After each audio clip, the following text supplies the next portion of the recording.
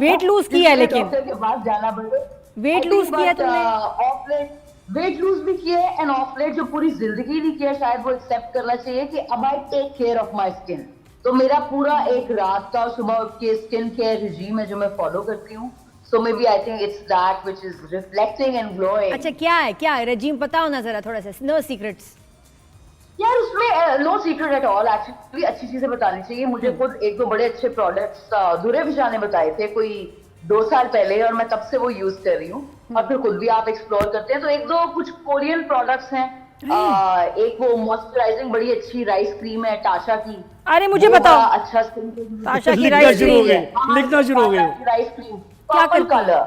और उसके अलावा एक विटामिन सी का सीरम है स्किन स्यूटिकल का। तो वो बाहर से अगर आप जा रही हो तो कौन सा, वहां से क्या जरूर सीरम लें। है दोबारा बताओ? स्किन स्यूटिकल, Skin तो वो Ceuticals। सारे विटामिन हैं उसमें। जी जी जी जी, तो वो स्किन को बड़ा जबरदस्त रखता है। और तो बस मशवरा ये भी- 2 से स्टार्ट करें और फिर मशवरा भी आप ज़हीन है, मशवरा भी आपने सही लिया जिससे लेना था। नहीं तो तुम अमर पहले नहीं बिल्कुल, ख्याल बिल्कुल। करती थी ज्यादा स्किन का, अंडर आई ख्याल नहीं करती थी, अच्छा, अब मैं शुरू आपको किया? बताऊं, मेरा तो मैं शूट से आती थी तो मेरा दिल मुंह धोने का नहीं करता था। मैं दुनिया की नालायक तरीन और लेजी तरीन इंसान थी। And I am not making it up, I mean it. कि मतलब मुंह मुश्किल से मैं धोती थी। क्रीम या मॉइस्चराइजर लगाना तो बहुत दूर की बात तो क्या अच्छा, साबुन बहुत से मुंह चीज- धो लिया? मुझे याद है बचपन में ना, बस साबुन से मुंह धो लिया हाँ, जल्दी कोई भी जान। फेस Face वॉश से मुंह धो लिया और बस दैट्स इट। मुझे याद है अम्मा ना बचपन में लाती थी वो कोई मॉइस्चराइजिंग क्रीम्स टाइप जो होती है कोल्ड क्रीम टाइप। तो मुझे तो वो मुंह पे लगा के फ्लू हो जाता था। आई डोंट नो, मुझे एक अजीब किस्म की कोई एलर्जी थी या क्या। तो ये भी एक प्रॉब्लम था। वो कि नीले से पैरों रंग का कोई, की नीले से उंगलियों रंग की पे कोई लगी- तो नहीं थी वो? नीले से रंग का उसका कोई वो था? यार नहीं, ये नहीं थी, वो एक बड़ी बेसिक थी। अब मैं ब्रांड का नाम नहीं ले सकती थी, मैं उसकी एम्बेसडर नहीं हूँ। लेकिन एक वो बस क्रीम होती थी, कोल्ड क्रीम सी। सही। वो लगाते बस थे तो सादा। उससे शुरू start हो जाता। लेकिन अब चेंज आया है ना, अब तो ख्याल कर रही होगी, क्लेंजिंग क्रीम, मिल्क ऑयल। बिल्कुल बिल्कुल बिल्कुल बिल्कुल बिल्कुल एब्सोल्युटली अमर, मुझे एब्सोल्युटली जरूरी है। बताइए- अब देखिए इतना मेकअप मुंह पे लगना होता है। हाँ, गेम चेंजर कैसे है भाई? ये क्या हो रहा है? ये फिल्म सिटी कहा जा रहा है इसको गेम चेंजर।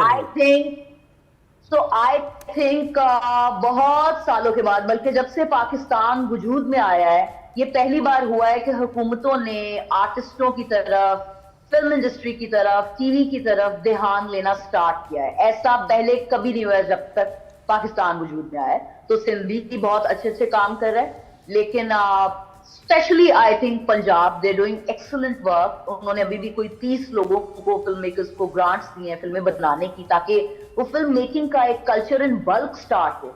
उसके अलावा मेरी अभी madam Maryam Aurangzeb senior minister साहिबा से ये पंजाब फिल्म सिटी के हवाले से मुलाकात हुई। तो बहुत बड़ी बड़ी चीजें हो रही हैं। क्या इंफ्रास्ट्रक्चर अब जितना मैं बताओ, ग्रैंड है वो। मुझे तो लगता है कि तुम भी कोई फिल्म जी, बनाओगी, मुझे लग रहा है तुम भी लिखती तो हो, आई थिंक कब को बनाओगी भी, है ना? नादिया जी, वो मैं ऑलरेडी एक बना रही थी और अब बल्कि 2 बनाऊंगी इंशाल्लाह। एक इन्हीं के तवस्सुस से, पंजाब फिल्म का जो है उसके तवस्सुस से, और एक मेरी जाती एक अपनी है जो मैं किसी के साथ ये 30 मिलके फिल्म एक मेकर्स बना रही कहाँ हूँ। से आ गए तो अमर इसलिए एकदम से? 30 फिल्म मेकर्स या- जिनको ग्रांट्स मिल गए। यार अच्छा, मुझे ऐसा लगता है ये बहुत अच्छी बात है कि जो जो लॉलीवुड के पीक के दौर के भी डायरेक्टर्स थे, उन्हें भी ये मौका मिला है। पहले तो हम वो गिने चुने 4-5 नाम ही देख रहे थे ना, बिल्कुल। वो ज्यादातर कराची के ही थे। हाँ। क्योंकि रनिंग इंडस्ट्री ही कराची में है, तो पंजाब बहुत बेचारा बैठ गया था। क्योंकि वहां से इवन मैं अगर आपको बताऊं, मैंने ये बात उस दिन उन्हें भी बताई कि हम सारे पंजाब के आर्टिस्ट हिजरत करके आए कराची, और कराची ने बेनियाज नवाजा। तो ये कराची की मेहरबानी। और इट्स सो गुड कि जो लोग वहां रह गए हैं, जिनके पास इतनी देर तक काम नहीं था, अब पंजाब में एक पूरी की पूरी फिल्म सिटी बन रही है जहाँ पे प्रोडक्शन लैब्स होंगे, जहाँ पे तो ये आप क्या शूट होगा? कर सकते हैं, जहाँ अमर पे मुझे वही बताओ कि इससे हमारे ड्रामाज में और फिल्म्स में क्या बेहतरी आएगी? ऑलरेडी बहुत अच्छे ड्रामे बन रहे हैं, मुझे लगता है बल्कि एडवर्टाइजिंग का प्रॉब्लम है कि स्पॉन्सर्स कम है, बट इससे क्या फायदा होगा कि नेक्स्ट लेवल पे हमारा ड्रामा फिल्म कैसे जाएगा? देखिए, ड्रामा तो बन ही रहा है, लेकिन फिल्में बिल्कुल नहीं बन रही थी, सिनेमा बिल्कुल नहीं बन रहे थे। तो इसके अंदर सिनेमास भी बन रहे हैं। इसके अंदर जो आप साउंड का काम या एडिट का काम बाहर से करवाने जाते थे, वो अब सब फैसिलिटीज इसी के अंदर मौजूद होंगी। It's proper like a huge film city जहाँ पे सेट्स भी इसी के अंदर होंगे। अच्छा। जिस तरह आप देखें हमारे पड़ोसी मुल्क इंडिया में भी फिल्म सिटी है, या इनफैक्ट वो आप कहते हैं ना इससे और क्या होगा, ऑलरेडी जो ड्रामे बन रहे हैं, so what's the global positioning we'll get. आप देखें ना वो जो अंबानी ने एक जियो वर्ल्ड सेंटर बनाया जहाँ पे शकीरा से लेके और बियॉन्से तक जो है, जेंडाया तक जो है, हॉलीवुड के स्टार्स अब वहां आते हैं, वो कहीं नहीं जाते, इंटरनेशनली रिनाउंड स्टार्स वहां आते हैं। तो आई थिंक जब इस तरह का कल्चरल हब बने जहाँ पे top of the line technology, facilities, production is at its home. Amar, मुझे एक बात है, इसका बिजनेस मॉडल क्या है? इसकी फिजिबिलिटी बिजनेस मॉडल है या फिर सिर्फ ये हुकूमत थी? हाँ, यानी मैं वैसे कह रहा हूँ। जी, all the things are being made, all the things are still in pipeline, all the things are still being, they're calling a lot of filmmakers, they're calling a lot of producers, distributors, channel people to pour in all the inputs and then make a, a final model. Private sector भी है। Planning stage में।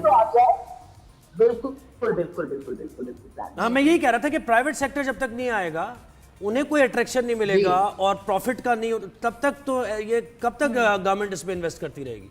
नहीं, अच्छी बात है। देखो वहाँ पे भाई जो और स्टूडियोज हैं, अच्छा, honestly I don't know about that, but I am sure जब इतना मैसिव लेवल पे एक प्लान बन रहा हो तो मुझे नहीं लगता कि आइडिया उन्हें नहीं आया होगा कि प्राइवेट सेक्टर को नहीं इन्वॉल्व किया जाए। आई एम श्योर वो सब नेगोशिएशन और अमर इतनी रौनकें होती थी 90s में, बारी स्टूडियोज, एवेन्यू स्टूडियोज, मैं तो कुछ नहीं, शमसी तो यहाँ, मतलब इतनी रौनक होती थी, वो खत्म ही हो गई। मुझे बड़ा अफसोस होता है कि इतनी फिल्में बन रही खत्म हो गई। अच्छा, एक लक्ष्मी चौक पे लाइन के साथ एक जो है ना वो रोड आती है जहाँ पे सिर्फ सिनेमास थे, सिंगल स्क्रीनर्स थे, जहाँ पे आपकी आम लेबरर क्लास रात को जाके फिल्म देखती थी। वो सारे सिनेमाज अब मैरिज हॉल में तब्दील हो गए हैं। इससे बड़ी डिसअपॉइंटमेंट और क्या हो सकती है कि वहाँ पे अब मोटर मैकेनिक की दुकानें खुल गई हैं, बिल्कुल ऐसे ही। और वो सारे खत्म हो चुके हैं। और this is going to revival हो सकता है। और इतनी रौनक थी कि आर्टिस्ट को घरों से पकड़ के लाना पड़ता था डायरेक्टर को। हाँ जी, है ना, इतने बिजी थे आर्टिस्ट। हाँ, एक टाइम पे 90s आर्टिस्ट तो जा ही नहीं पाता था। ये तो अब आर्टिस्ट हर जगह मुंह उठा के पहुंच जाता है। पहले तो आर्टिस्ट मतलब वहाँ शूट चल रहा है, सब चीज लगी हुई है और आर्टिस्ट को घरों से लेके आ रही है। अच्छा, अभी अमर ये बताओ मुझे ड्रामे के बारे में बताओ। It's such a big production और बड़ा सब इंतजार करें। मिट्टी दे बावे, वहाज, माहिरा, योरसेल्फ, इतना बड़े इसमें मैंने सईद बहुत वजाहत ज्यादा बता हुसैन। दिया तो अगर मैंने बहुत ज्यादा बता दिया तो मेकर्स मेरा कत्ल कर देंगे, लेकिन ऑलरेडी मैं बड़ी हैरान हूँ कि लोगों के पास बड़ी वो गॉसिप है, बड़ा टी है जो ऑलरेडी सर्कुलेट कर रहे हैं। But I think what's already there and what I can tell is कि it's one of the signature massive projects. इस वक्त I think सबसे expensive project है टीवी का, और we have the biggest stars Wahaj, Mahira. इतना इंटरेस्टिंग, इतना मजेदार मुझे नहीं लगता मैंने पिछले कोई 5-6 सालों में कोई स्क्रिप्ट पढ़ा है। And I think kudos to Faiz Iftikhar ji, उनका हमेशा पूरा अगर काम देखें from Ranjha Kar Di to all the great work that she is done, I think एक बड़ी दमदार और बागी किस्म की और फेयरलेस स्टोरीज सुनाने वाली राइटर हैं।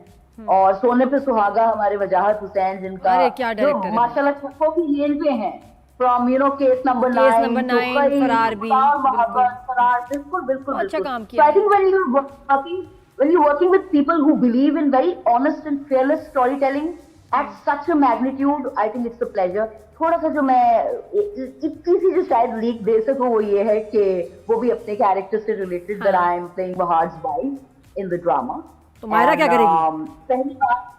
पहली बार जो है वो पंजाबन जो है वो एक पंजाबी रोल, पंजाबी बोलते हुए नजर आएगी, और एक बड़ा I feel it's a very daring, it's a very Linus kind of a character, not a typical, damsel in distress. Comedy होगा, कॉमेडी है या वो सीरियस है? नहीं, सीरियस है।